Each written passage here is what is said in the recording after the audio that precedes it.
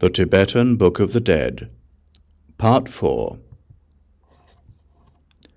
The Introduction to Awareness, Natural Liberation Through Naked Perception. Homage to the deities, embodying the three Buddha bodies, who are the natural radiance of awareness. Here I shall present the teaching known as the Introduction to Awareness, Natural Liberation Through Naked Perception, which is an extract from the Peaceful and Wrathful Deities, a profound sacred teaching entitled Natural Liberation Through Recognition of Enlightened Intention. Thus I shall introduce to you the nature of intrinsic awareness. So contemplate it well, O fortunate child of Buddha nature.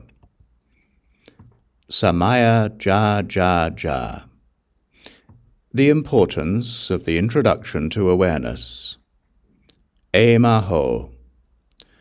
Through the single nature of mind, which completely pervades both cyclic existence and nirvana, has been naturally present from the beginning, you have not recognized it. Even though its radiance and awareness have never been interrupted, you have not yet encountered its true face. Even though it arises unimpededly in every facet of existence, you have not as yet recognized this single nature of mind. In order that this single nature might be recognized by you, the conquerors of the three times have taught an inconceivably vast number of practices, including the 84,000 aspects of the sacred teachings. Yet, despite this diversity, not even one of these teachings has been given by the conquerors, outside the context of an understanding of this nature. And even though there are inestimable volumes of sacred writings, equally vast as the limits of space, actually these teachings can be succinctly expressed in a few words, which are the introduction to awareness. Here is the direct, face-to-face introduction to the enlightened intention of the conquerors. Here is the method for entering into actual reality, in this very moment, without reference to past or future events. The actual introduction to awareness. Kie ho. O fortunate children, listen to these words. The term mind is commonplace and widely used, yet there are those who do not understand its meaning. Those who falsely understand it, those who partially understand it, and those who have not quite understood its genuine reality. Thus there has arisen an inconceivably vast number of assertions as to the nature of mind, posited by the various philosophical systems. Further, since ordinary persons do not understand the meaning of the term mind and do not intuitively recognize its nature, they continue to roam through the 6 classes of sentient rebirth within the 3 world systems, and consequently experience suffering. This is the fault of not understanding this intrinsic nature of mind. Even though pious attendants and hermit Buddhas claim that they understand this single nature of mind as the partial absence of self, they do not understand it exactly as it is. Furthermore, being fettered by opinions held in accordance with their respective literatures and philosophical systems, there are those who do not perceive the inner radiance directly. The pious attendants and hermit Buddhas are obscured in this respect by their attachment to the subject-object dichotomy. The adherents of Madhyamaka are obscured by their attachment to the extremes of the 2 truths. The practitioners of Kriya Tantra and Yoga Tantra are obscured by their attachment to the extremes of ritual, service, and attainment. The practitioners of Mahayoga and Anu Yoga are obscured by their attachment to the extremes of space and awareness.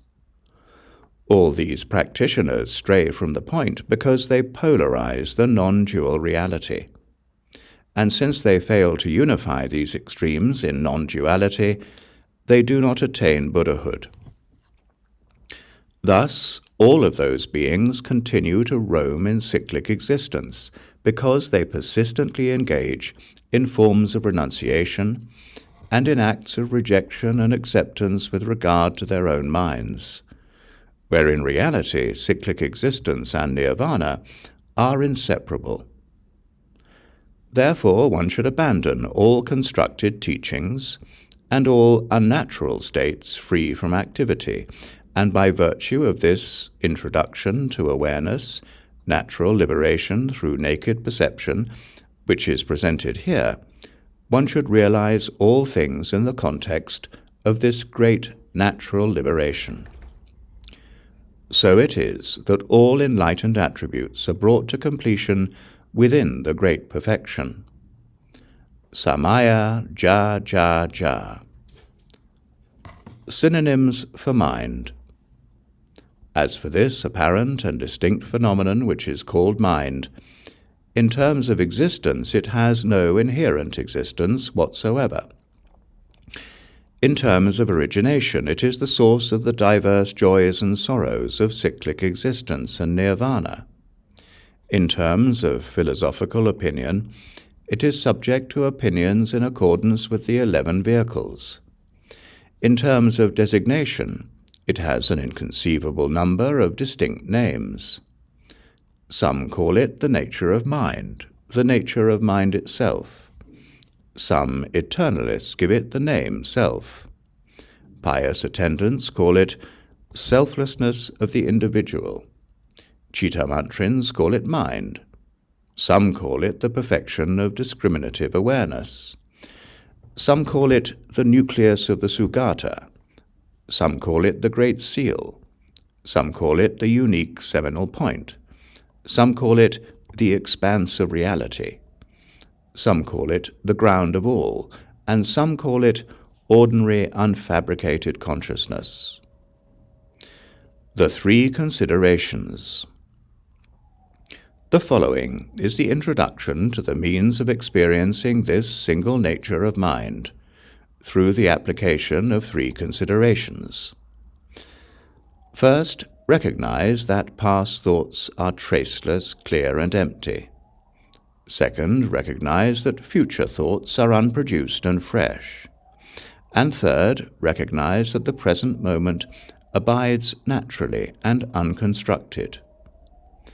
When this ordinary, momentary consciousness is examined nakedly and directly by oneself, upon examination, it is a radiant awareness, which is free from the presence of an observer, manifestly stark and clear, completely empty and uncreated in all respects, lucid without duality of radiance and emptiness, not permanent, for it is lacking inherent existence in all respects, not a mere nothingness, for it is radiant and clear, not a single entity, for it is clearly perceptible as a multiplicity, yet not existing inherently as a multiplicity, for it is indivisible and of a single savour.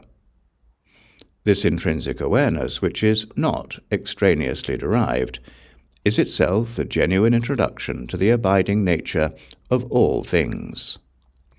For in this intrinsic awareness, the three Buddha bodies are inseparable and fully present as one. Its emptiness and utter lack of inherent existence is the Buddha body of reality. The natural resonance and radiance of this emptiness is the Buddha body of perfect resource, and its unimpeded arising in any form whatsoever is the Buddha body of emanation. These three, fully present as one, are the very essence of awareness itself. Consequences of the introduction to awareness. When the introduction is powerfully applied in accordance with the above method for entering into this reality, one's own immediate consciousness is this very reality.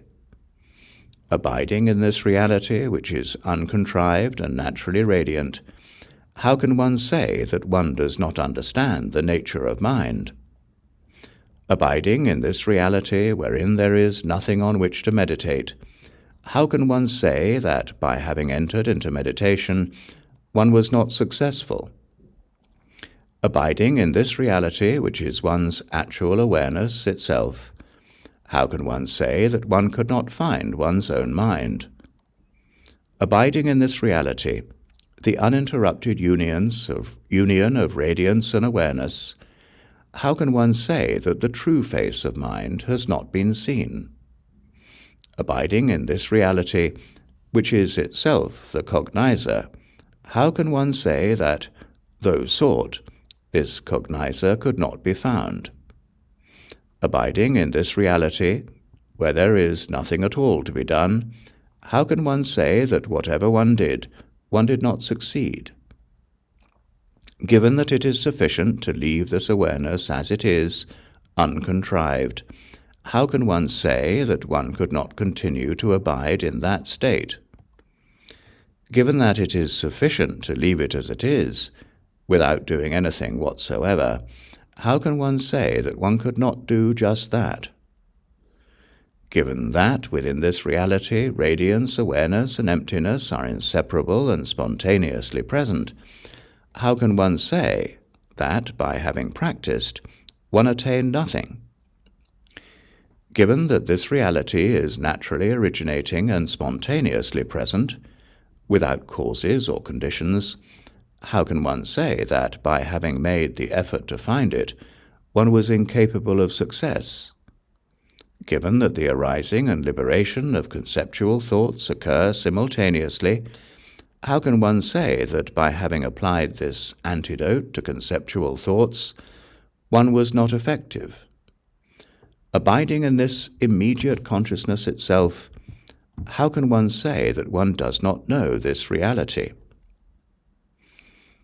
Observations related to examining the nature of mind. Be certain that the nature of mind is empty and without foundation. One's own mind is insubstantial, like an empty sky. Look at your own mind to see whether it is like that or not. Divorced from views which constructedly determine the nature of emptiness, be certain that pristine cognition, naturally originating, is primordially radiant. Just like the nucleus of the sun, which is itself naturally originating, look at your own mind to see whether it is like that or not. Be certain that this awareness, which is pristine cognition, is uninterrupted, like the coursing central torrent of a river which flows unceasingly. Look at your own mind to see whether it is like that or not. Be certain that conceptual thoughts and fleeting memories are not strictly identifiable, but insubstantial in their motion, like the breezes of the atmosphere. Look at your own mind to see whether it is like that or not. Be certain that all that appears is naturally manifest in the mind, like the images in a mirror which also appear naturally. Look at your own mind to see whether it is like that or not. Be certain that all characteristics are liberated right where they are, like the clouds of the atmosphere, naturally originating and naturally dissolving. Look at your own mind to see whether it is like that or not. There are no phenomena extraneous to those that originate from the mind. So how could there be anything on which to meditate apart from the mind? There are no phenomena extraneous to those that originate from the mind. So there are no modes of conduct to be undertaken extraneous to those that originate from the mind. There are no phenomena extraneous to those that originate from the mind. So there are no commitments to be kept extraneous to those that originate from the mind.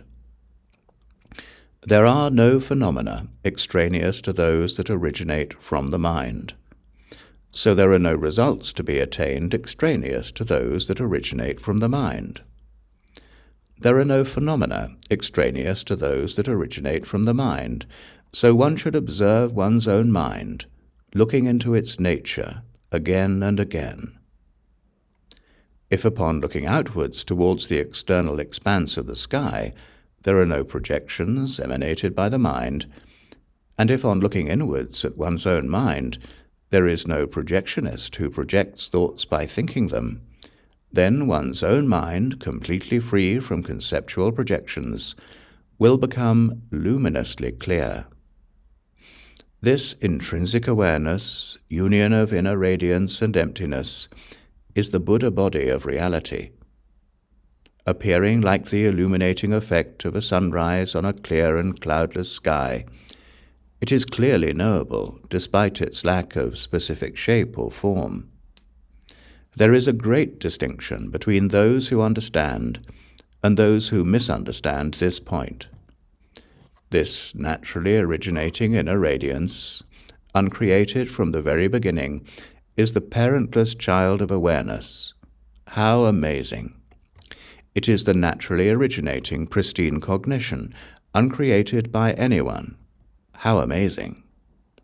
This radiant awareness has never been born and will never die.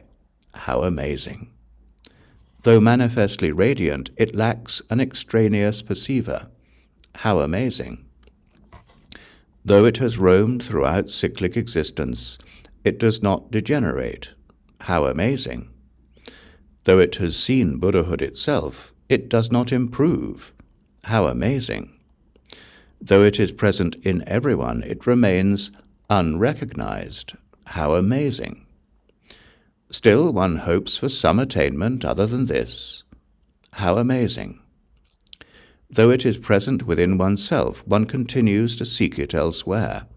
How amazing!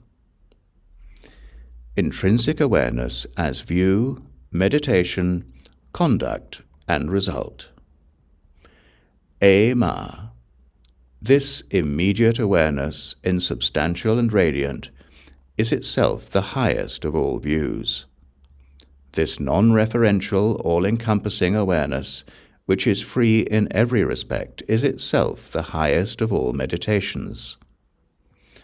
This uncontrived activity based on awareness, simply expressed in worldly terms, is itself the highest of all types of conduct.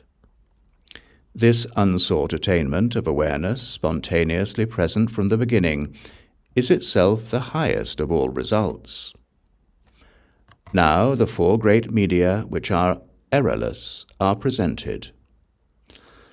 First, the great medium of errorless view is this radiant immediate awareness.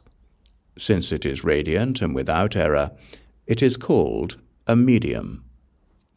Second, the great medium of errorless meditation is this radiant immediate awareness. Since it is radiant and without error, it is called a medium. Third, the great medium of errorless conduct is this radiant immediate awareness. Since it is radiant and without error, it is called a medium. Fourth, the great medium of errorless result is this radiant immediate awareness. Since it is radiant and without error, it is called a medium. Now the four great nails, which are unchanging, are presented. First, the great nail of the unchanging view is this radiant immediate awareness.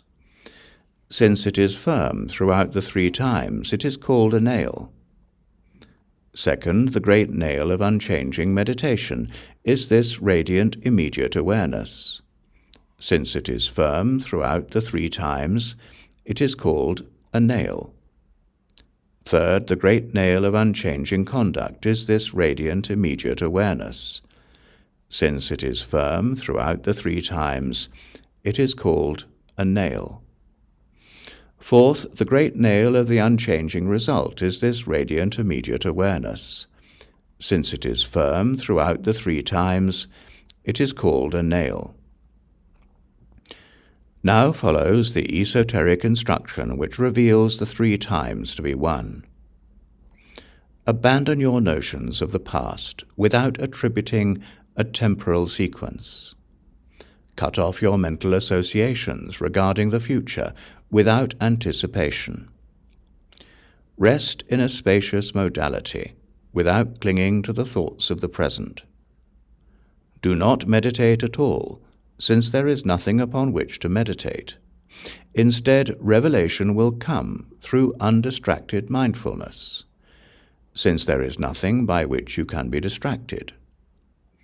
Nakedly observe all that arises in this modality, which is without meditation and without distraction. When this experience arises intrinsically aware, naturally cognizant, naturally radiant and clear, it is called the mind of enlightenment. Since within this mind of enlightenment there is nothing upon which to meditate, this modality transcends all objects of knowledge. Since within this mind of enlightenment there are no distractions, it is the radiance of the essence itself. This Buddha body of reality, union of radiance and emptiness, in which the duality of appearance and emptiness is naturally liberated, becomes manifest in this way, unattained by the structured path to Buddhahood. And thus, Vajrasattva is actually perceived at this moment. Now follows the instruction which brings one to the point where the 6 extreme perspectives are exhausted.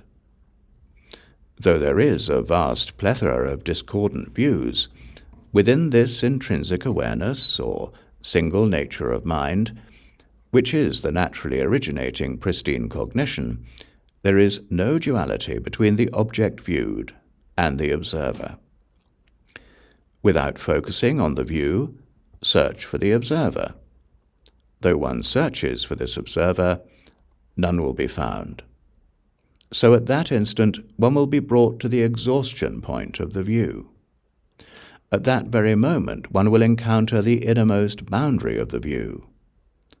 Since there is no object at all to be observed, and since one has not fallen into a primordial, vacuous emptiness, the lucid awareness which is now present is itself the view of the great perfection.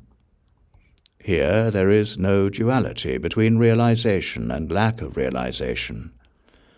Though there is a vast plethora of discordant meditations, within this intrinsic awareness which penetrates ordinary consciousness to the core, there is no duality between the object of meditation and the meditator. Without meditating on the object of meditation, search for the meditator. Though one searches for this meditator, none will be found. So at that instant, one will be brought to the exhaustion point of meditation. At that very moment, one will encounter the innermost boundary of meditation. Since there is no object at all on which to meditate, and since one has not fallen under the sway of delusion, drowsiness, or agitation, the lucid, uncontrived awareness, which is now present, is itself the uncontrived, meditative equipoise or concentration. Here there is no duality between abiding and non-abiding. Though there is a vast plethora of discordant modes of conduct, within this intrinsic awareness, which is the unique seminal point of pristine cognition, there is no duality between the action and the actor. Without focusing on the action, search for the actor. Though one searches for this actor, none will be found, so at that instant, one will be brought to the exhaustion point of conduct. At that very moment, one will encounter the innermost boundary of conduct. Since from the beginning there has been no conduct to undertake, and since one has not fallen under the sway of bewildering propensities, the lucid, uncontrived awareness, which is now present, is itself pure conduct, without having to be contrived, modified, accepted, or rejected. Here there is no duality between purity and impurity. Though there is a vast plethora of discordant results, within this intrinsic awareness, which is the true nature of mind, the spontaneous presence of the three Buddha bodies, there is no duality between the object of attainment and the attainer. Without focusing on the attainment of the result, search for the attainer. Though one searches for this attainer, none will be found. So at that instant, one will be brought to the exhaustion point of the result. At that very moment, one will encounter the innermost boundary of the result. Since whatever the projected result, there is nothing to be attained, and since one has not fallen under the sway of rejection and acceptance, or hope and doubt, the naturally radiant awareness which is now spontaneously present is the fully manifest realization of the three Buddha bodies within oneself. Here there is the result, a temporal Buddhahood itself. Synonyms for awareness. This awareness, free from the 8 extremes, such as externalism, eternalism, and nihilism, and so forth, is called the middle way, which does not fall into any extremes. It is called awareness because mindfulness is uninterrupted. It is given the name nucleus of the Tathagata, because emptiness is naturally endowed with this nucleus of awareness. If one understands this truth, one reaches perfection in all respects, for which reason this awareness is also called the perfection of discriminative awareness. Furthermore, it is called the Great Seal, because it transcends the intellect and is atemporally free from extremes. And further, it is called the ground of all, because this awareness is the ground of all joys and sorrows associated with cyclic existence and nirvana, the distinction between these being contingent on whether or not this awareness is realized. Further, this radiant and lucid awareness is itself referred to as ordinary consciousness, on account of those periods when it abides in its natural state in an ordinary, non-exceptional way. Thus, however, many well-conceived and pleasant-sounding names are applied to this awareness. In reality, those who maintain that these names do not refer to this present conscious awareness, but to something else above and beyond it, resemble someone who has already found an elephant, but is out looking for its tracks elsewhere. Though one were to scan the entire external universe, searching for the nature of mind, one would not find it. Buddhahood cannot be attained other than through the mind. Not recognizing this, one does indeed search for the mind externally. Yet how can one find one's own mind when one looks for it elsewhere? This is like a fool, for example, who, when finding himself amidst a crowd of people, becomes mesmerized by the spectacle of the crowd and forgets himself. Then, no longer recognizing who he is, starts searching elsewhere for himself, continuously mistaking others for himself. Similarly, since one does not discern the abiding nature, which is the fundamental reality of all things, one is cast into cyclic existence, not knowing that appearances are to be identified with the mind. And not discerning one's own mind to be Buddha, nirvana becomes obscured. The apparent dichotomy between cyclic existence and nirvana is due to the dichotomy between ignorance and awareness. But there is in reality no temporal divide between these two, even by a single moment. Seeing the mind as extraneous to oneself is indeed bewildering, yet bewilderment and non-bewilderment are of a single essence. Since there exists no intrinsic dichotomy in the mental continuum of sentient beings, The uncontrived nature of mind is liberated just by being left in its natural state. Yet if you remain unaware that bewilderment originates in the mind, you will never understand the meaning of actual reality.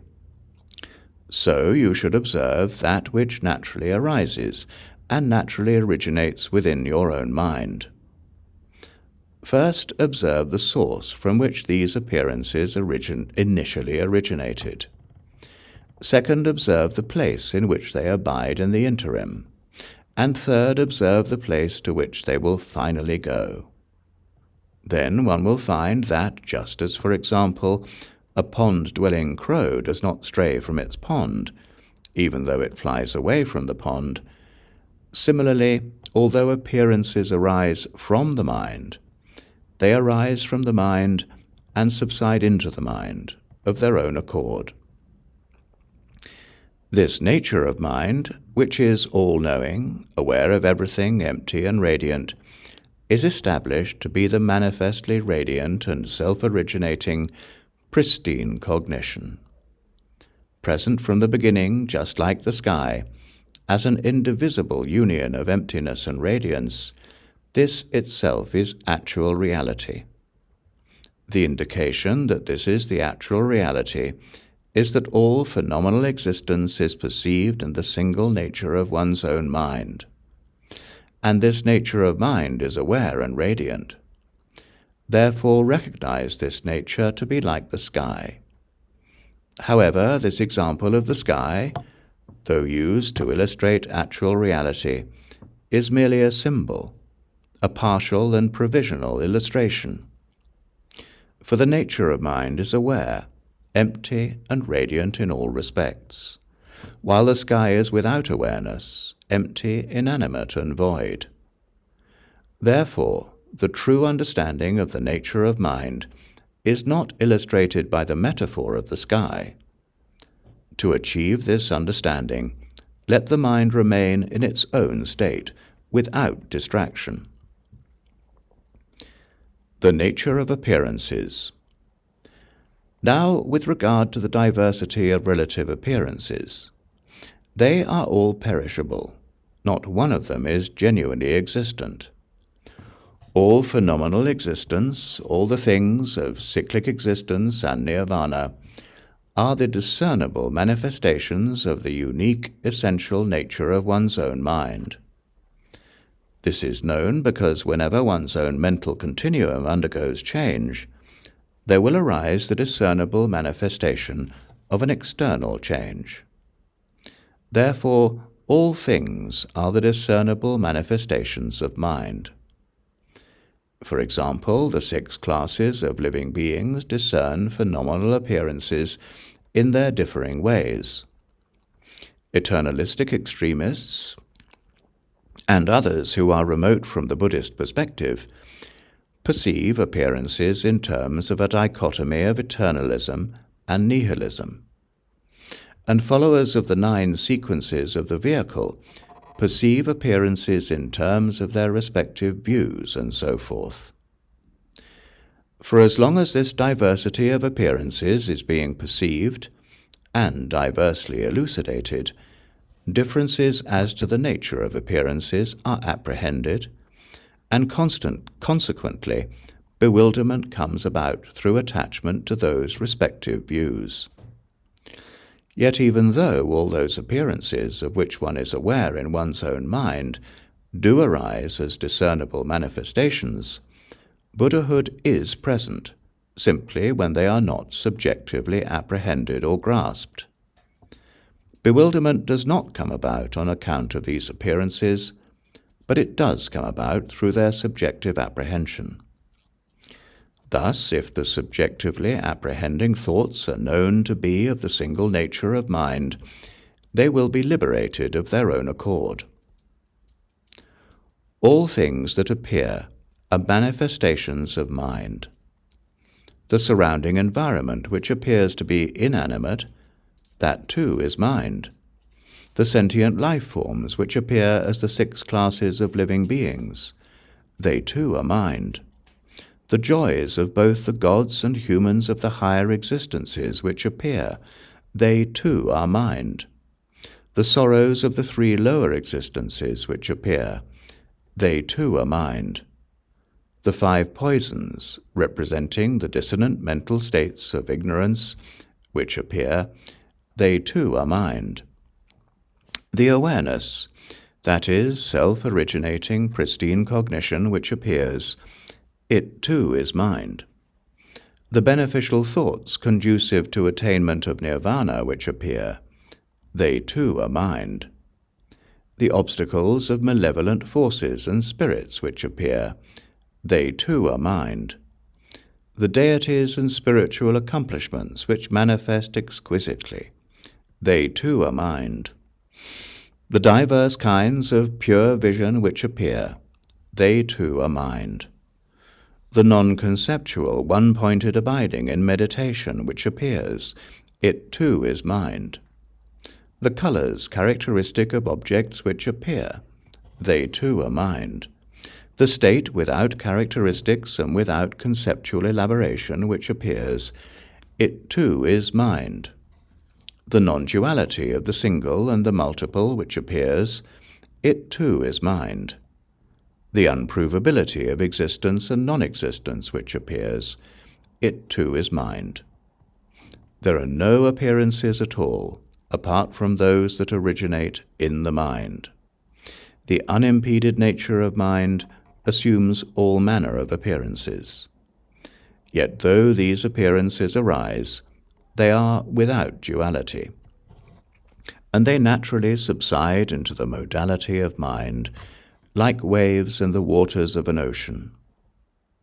Whatever names are given to these unceasingly arising objects of designation, in actuality there is but one single nature of mind, and that single nature of mind is without foundation and without root. Therefore it is not perceptible at all in any direction whatsoever. It is not perceptible as substance, for it lacks inherent existence in all respects. It is not perceptible as emptiness, for it is the resonance of awareness and radiance. It is not perceptible as diversity, for it is the indivisibility of radiance and emptiness. This present intrinsic awareness is manifestly radiant and clear, and even though there exists no known means by which it can be fabricated, and even though this awareness is without inherent existence, it can be directly experienced. Thus, if it is experientially cultivated, all beings will be liberated. Conclusion. All those of all differing potential, regardless of their acumen or dullness, may realize this intrinsic awareness. However, for example, even though sesame is the source of oil and milk of butter, but there will be no extract if these are unpressed or unchurned.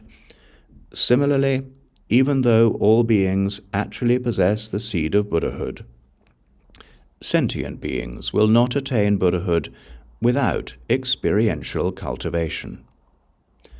Nonetheless, even a cowherd will attain liberation if he or she engages in experiential cultivation. For even though one may not know how to elucidate this state intellectually, one will, through experiential cultivation, become manifestly established in it. One whose mouth has actually tasted molasses does not need others to explain its taste. But even learned scholars who have not realized this single nature of mind will remain the victims of bewilderment. For, however learned and knowledgeable in explaining the 9 vehicles they may be, they will be like those who spread fabulous tales of remote places they have never seen. And as far as the attainment of Buddhahood is concerned, they will not approach it, even for an instant. If this nature of intrinsic awareness is understood, virtuous and negative acts will be liberated right where they are.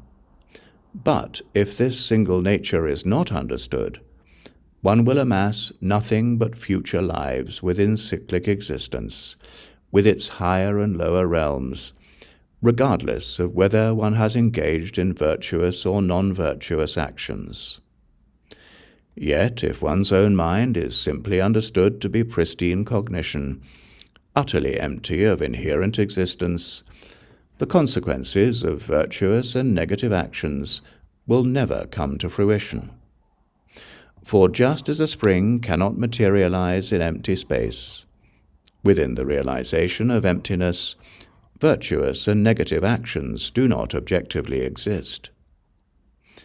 So it is that for the purpose of nakedly perceiving the manifestly present intrinsic awareness, this natural liberation through naked perception is most profound.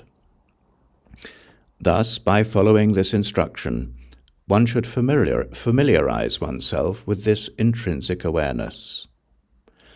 Profoundly sealed. Ema. This introduction to awareness, natural liberation through naked perception, has been composed for the sake of the future generations, the sentient beings of a degenerate age. It integrates in a purposeful, concise abridgment all my preferred tantras, transmissions, and esoteric instructions. Though I have disseminated it at this present time, it will be concealed as a precious treasure. May it be encountered by those of the future, who have a positive inheritance of past actions. Samaya Ja Ja Ja.